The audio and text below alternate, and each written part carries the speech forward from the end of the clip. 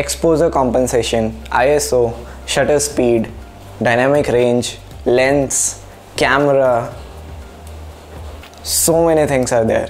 ये सारे वैसे टर्म्स हैं जो कैमरा रिलेटेड है और हम सब ने कभी ना कभी सुना है. f1.8, f2.0, हमेशा ये सारे वर्ड्स सुनने को मिलते हैं, बट क्या है ये बहुत सारे लोगों को पता नहीं है. और इसमें कुछ गलत नहीं है यार, मुझे भी कुछ टाइम पहले इन सारी चीज़ों के बारे में बिल्कुल भी नॉलेज नहीं था, बट हाँ इंटरेस्ट था, मुझे सीखना था. मुझे ये अच्छा नहीं लगता था कि यार दो लोग अगर कैमरा से रिलेटेड कुछ बात कर रहे हैं, फ़ोटो से रिलेटेड, तो मैं वहाँ बैठ के बस शक्ल देख रहा हूँ. एटलीस्ट कुछ तो पता होना चाहिए. मैं ये नहीं कह रहा कि आप बीच में घुस के बोलो, बट इतना पता होना चाहिए कि हाँ वो क्या बातें कर रहे हैं, थोड़ा बहुत समझ में आए और कुछ सीखने को मिले. तो आज के वीडियो में I will be explaining all the camera related terms and I promise I won't go much technical. काफ़ी बेसिक और ऐसी बातें होंगी. अगर आप बिगनर भी हो, इनफैक्ट ज़ीरो लेवल पे हो, तो भी after end of this video you will be knowing something. So hey there, this is Mayank and you're watching TechSyapa. So without delaying further, let's jump into the video. और हाँ, video complete देखना, you will definitely learn something. चलो शुरू करते हैं. तो सबसे पहले सबसे पॉपुलर टर्म कैमरा. जब भी तुम कैमरा सुनते हो तो it's basically a combination of two things. First lens and second sensors. और मैं ये सिर्फ DSLR कैमराज की बात नहीं कर रहा. Even a smartphone normal basic camera has a sensor and a lens. बस दोनों में डिफरेंस ये है कि on DSLR you can change lenses according to your preference. जब जिस लेंस का ज़रूरत हो you can plug it in and use. But mobile cameras में लेंस फिक्स होता है. It is built in there and place there. तुम उसको चेंज नहीं कर सकते हो. दैट्स वाई आजकल तुम ट्रिपल कैमरा सेटअप या क्वाड कैमरा सेटअप देखते हो जहाँ हर एक कैमरा का लेंस अलग होता है और उस लेंस का काम भी अलग होता है. For example macro lens, micro lens, telephoto lens, काफ़ी सारे लेंसेज हैं. नाउ अब होता क्या है, the amount of light which goes through the lens और वो जाके सेंसर पे लगता है, that is called the exposure. ये काफ़ी सिंपल है. एक्सपोजर का लिटरल मीनिंग भी यही होता है और तुम रिलेट कर सकते हो how much a sensor is expose to light. Term simple है बट ये एक्सपोजर तीन चीज़ से डिसाइड होता है. First one ISO, shutter speed and the third one is aperture.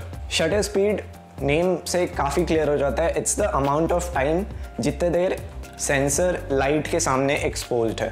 Like how much time the shutter is up and down, how much time it's taking. For example if you set the shutter speed to 1/10 of a second, तो होगा क्या, suppose this is the lens, this is the shutter, so it will go up and down and the time for which it will go up and allow the light to be here is 1/10 of a second. तो पहले let's keep everything constant like the ISO and aperture and just change the shutter speed और देखते हैं क्या फ़र्क पड़ता है. ये देखो कैमरा सैम्पल्स.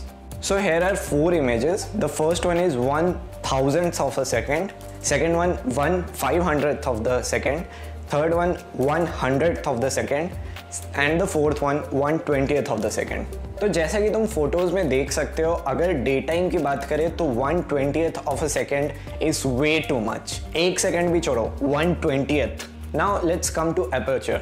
एपर्चर बेसिकली ये डिसाइड करता है कि कितना लाइट सेंसर पे आने वाला है.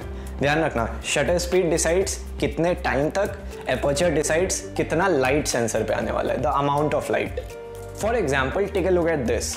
एज यू कैन सी, जैसे जैसे वो सेंटर छोटा होता जा रहा है, the amount of light which is going in is getting reduced. No matter shutter speed क्या हो, but the amount of light that will go in will be less. And the moment we increase the aperture, it will open up and the amount of light entering and hitting the sensor will be more. यार फिर से अपन जब DSLR और mobile cameras की बात करेंगे तो यहाँ भी कहानी काफ़ी सेम है. You can change the aperture on DSLR as per your requirement. But on mobile ये फिक्स्ड होता है. हाँ, एक दो फ़ोन्स हैं मार्केट में जहाँ तुमको वेरिएबल एपर्चर देखने को मिलता है, बट मोस्टली मोबाइल फ़ोन्स में एपर्चर फिक्स होता है. नाउ द f1.8, f2.4 ये सारी चीज़ें आपका एपर्चर बताती है. ध्यान रखना, the larger the number the lesser the aperture. Like the amount of light that will enter eight f1.6 will be more that will enter eight f2.4. So larger the number, narrower the aperture. चलो अपन ने बात कर लिया किस time के लिए light जाएगा and second what will be the amount of light. Third is ISO. ISO means sensitivity. The moment you will increase the ISO, जो लाइट कैप्चर करेगा सेंसर वो काफ़ी ज़्यादा बढ़ता जाएगा. But there is a drawback. What is the drawback? जैसे जैसे तुम ISO बढ़ाओगे वैसे वैसे तुम्हारे इमेज में नॉइज़ काफ़ी ज़्यादा बढ़ेगा। नाउ तुम में से बहुत सारे लोग ये सोच रहे होगे कि जब तुम शटर स्पीड और एपर्चर को एडजस्ट करके लाइट को मैनेज कर सकते हो तो ISO की ज़रूरत क्या है? See there is a limitation when you are adjusting shutter speed and aperture, but ISO उस लिमिटेशन को थोड़ा ज़्यादा पुश कर देता है। एक लिमिटेशन मैं बताता हूँ। Most of the image that we take अपन फ़ोन से ही लेते हैं, या कैमरा की बात करो, सो वी यूज़ हैंड। अपन ट्राईपॉड हर जगह कैरी नहीं करते। 99% इमेज जो भी कोई लेता है we use hand to take it, not a tripod. And हमारा हाथ एक सेकेंड के लिए भी स्टेबल नहीं होता है। You can't hold it and keep it stable for even a 1 second. It will थोड़ा बहुत यार शेक कर जाता है वो। If you are keeping the shutter speed to 1/20th of a second, the image will be more blurry. मैं इसको अच्छे से डिटेल में एक्सप्लेन करता हूँ। Wait a minute. See these pictures. I took this picture from the internet. ये सारे photos 1 second shutter speed पे लिए हुए हैं। Now see the noise and amount of blur these images have. Usually अगर तुम स्मार्टफोन यूज़ कर रहे हो तो you can maximum go up to 1/10th of a second. Blur free image के लिए डे टाइम में 1/10 is absolutely awesome, no issues.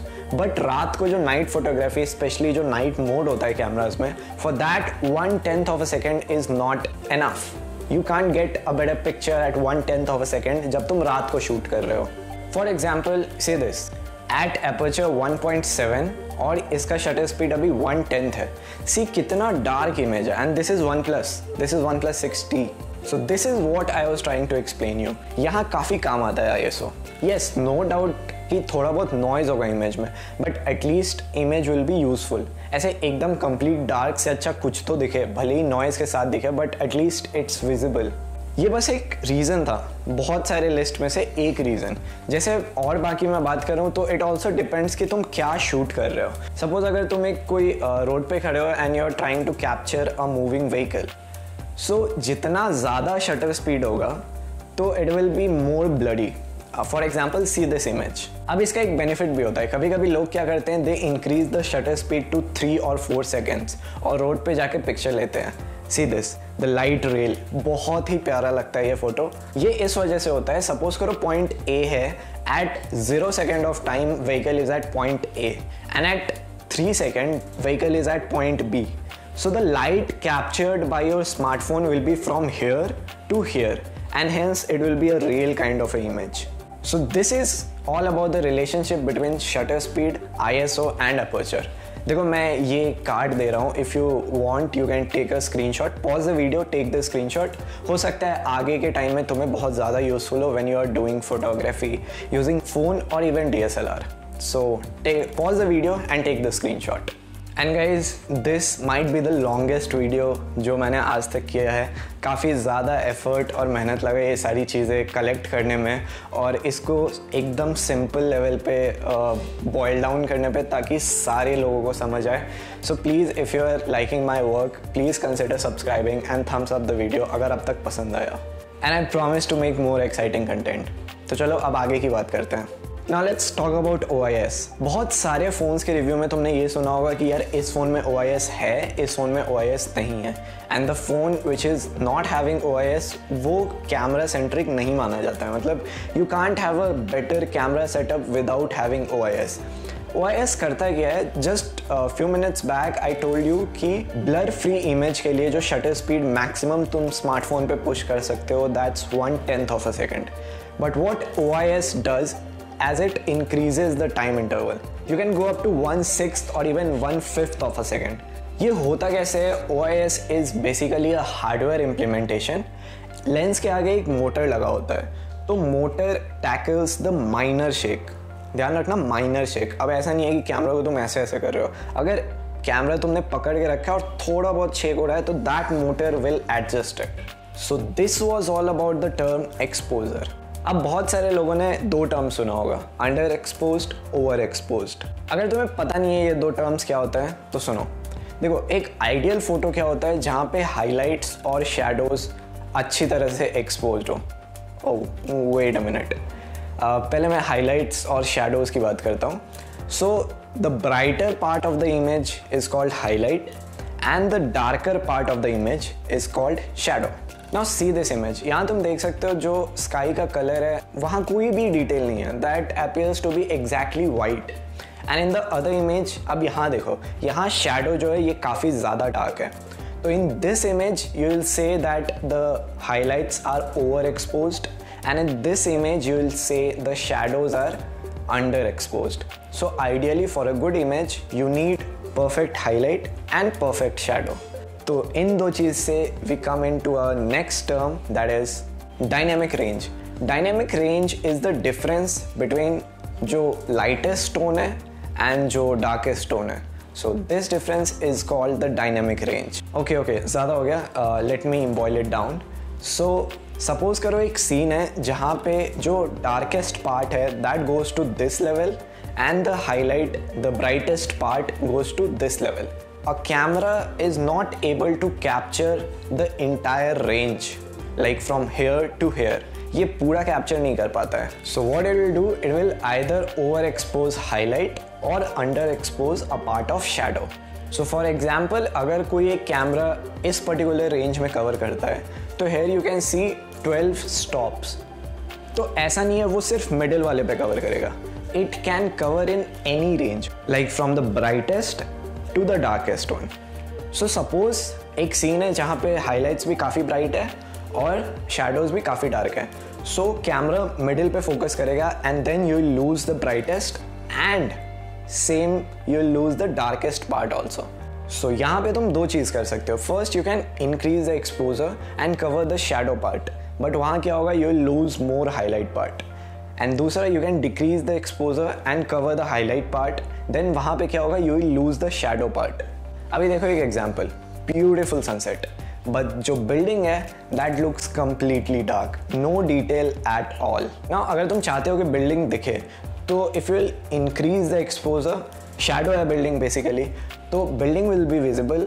And अब देखो सनसेट उतना प्यारा नहीं लग रहा है, like it's ideal picture but it's not beautiful.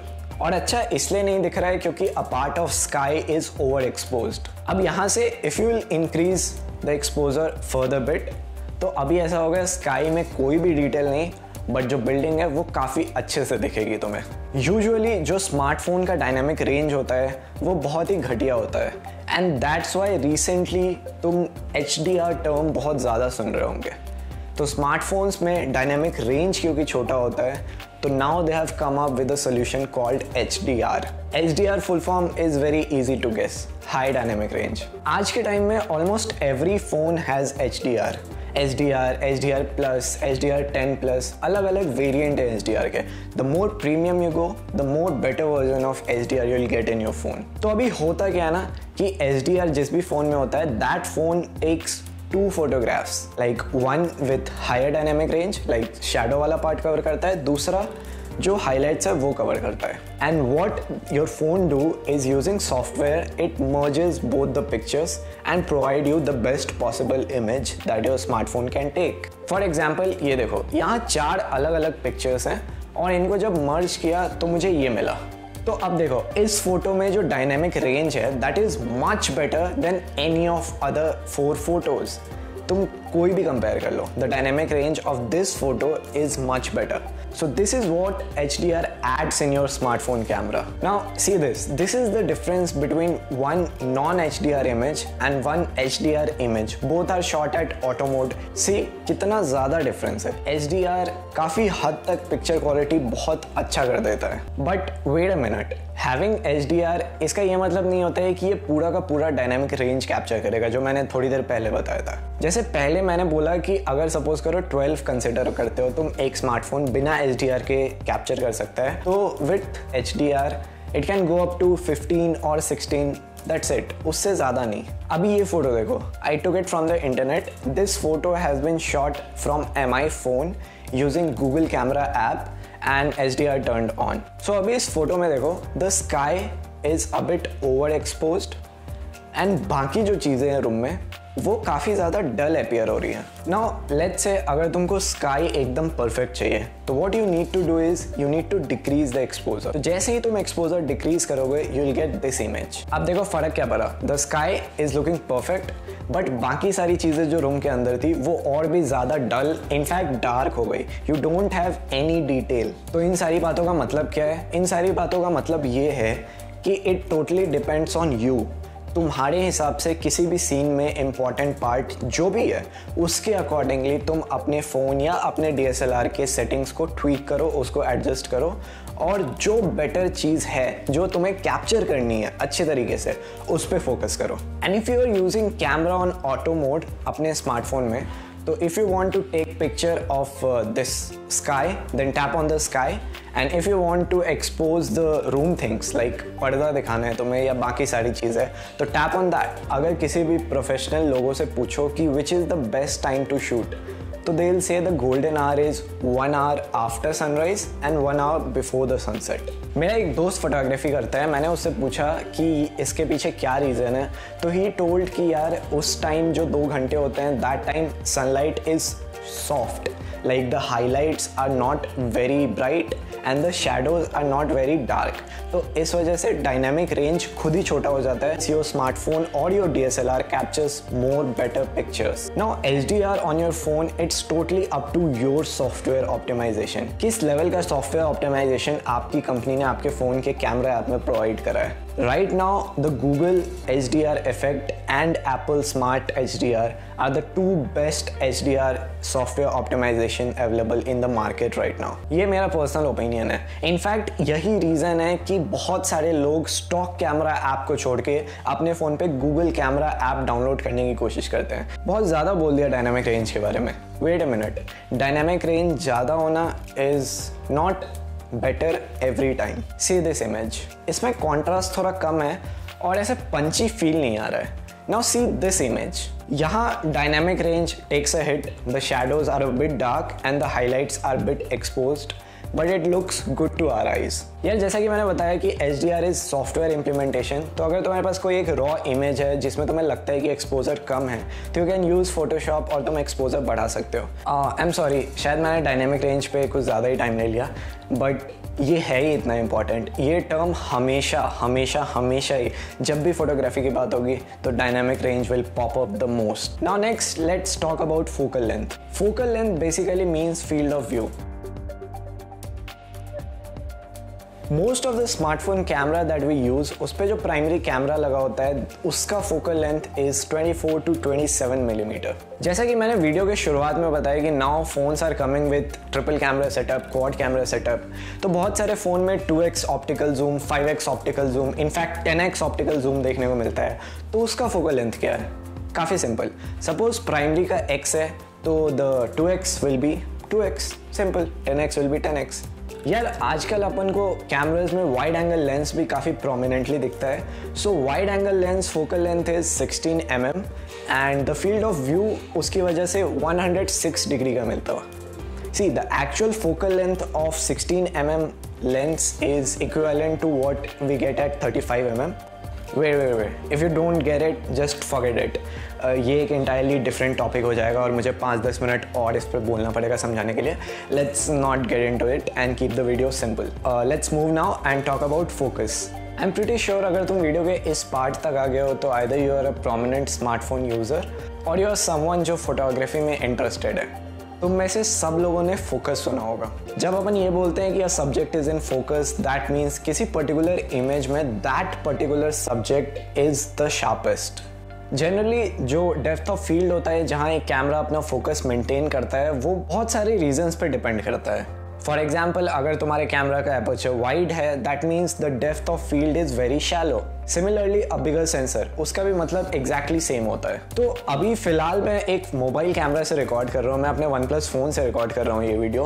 But let's say अगर मेरे पास एक प्रोफेशनल कैमरा होता तो मैं उसके एडजस्टमेंट को ऐसे करता कि वो फोकस एक पर्टिकुलर रेंज पे आए and that is called depth of field. Suppose करो मेरे हेड का पोजिशन इतना है, इतने दूर में सपोज करो मुझे फोकस मेंटेन करना है तो this is called depth of field, और ये जितना कम होगा उतना ज़्यादा फोकस बढ़िया होगा, और जो भी सब्जेक्ट उस फील्ड में होगा that will be in focus, बाकी चीज़ें ब्लर होंगी। सो सपोज करो अगर अभी ये प्रोफेशनल कैमरा सेटअप होता और मैं अपना हाथ ऐसे लाता, समझ आया, तो तुम्हें ये सब्सक्राइब दिखता नहीं जो तुम्हें करना है अभी।